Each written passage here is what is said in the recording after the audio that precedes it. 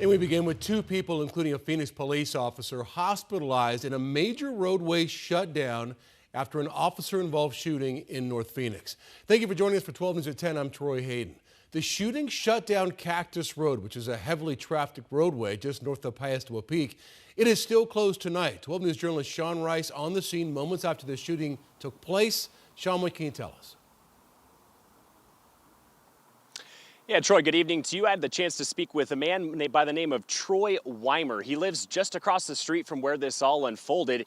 He tells me he was actually in his backyard enjoying his Sunday afternoon when he heard some shouting coming from just over his back wall. As he peered over it to investigate what all the commotion was about, he saw a Phoenix police officer and a man shouting at one another. That argument, I'm told, quickly turned physical and violent, with the Phoenix police officer shooting that man.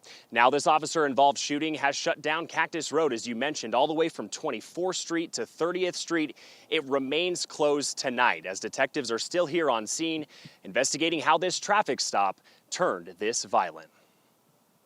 It made my heart race, and that's when I called 911 to try to get him assistance. Troy Weimer may have been the very first person to call for help after he recalls seeing an officer get assaulted in a part of the city unaccustomed to violence. The police officer stuck out his hand to hold him off, and at that point, the gentleman slapped the police officer across the face. Just after 2:30 Sunday afternoon, Phoenix police say a single officer conducted a traffic stop on a man driving this silver sedan.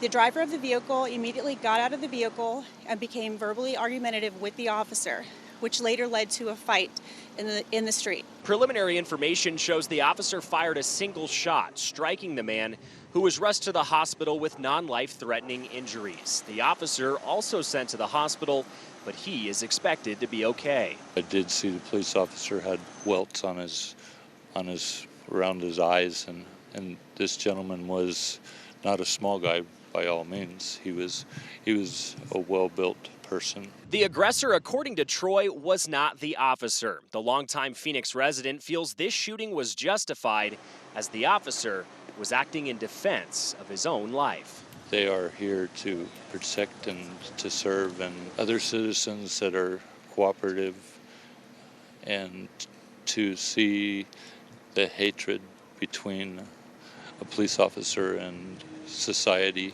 is very hurtful in my eyes. And tonight, Phoenix police tell me once that man who was shot is released from the hospital, he's also not been identified, but once he is, he will be booked into the Maricopa County Jail on felony charges. As for when Cactus Road will reopen, I'm told there is no timetable, as this investigation will continue for the next several hours. If there is any good news, it's that side streets to my left and right, in and out of these neighborhoods, do remain open. We're live in North Phoenix. Sean Rice, 12 News. Sean, any clue as to what set this man off, this driver off in the first place?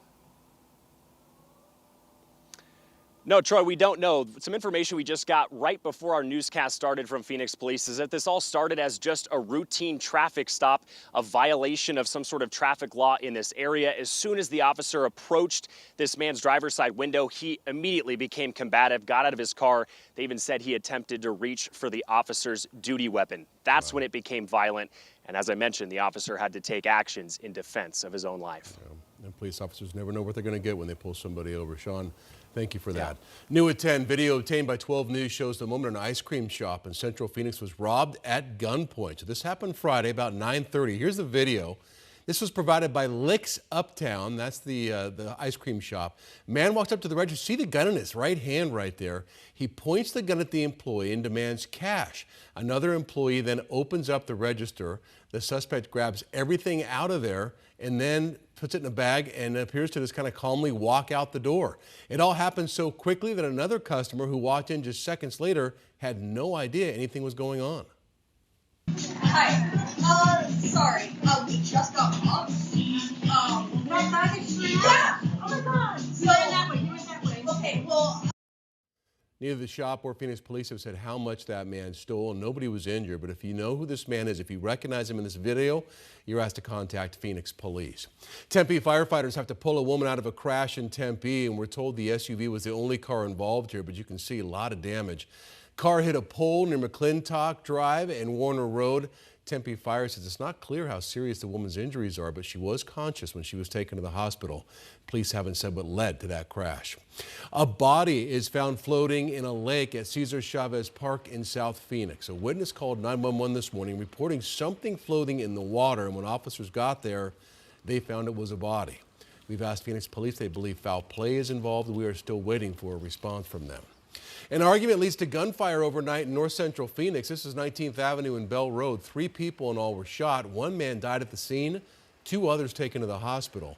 All their injuries are serious, but they are expected to survive, except for the 1 man who was killed. The suspect ran away before police arrived. Detectives now searching for that shooter.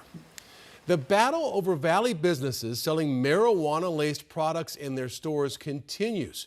The state attorney general recently came out saying cannabis-infused products cannot be sold at unlicensed stores like smoke shops, and the law is very clear on that.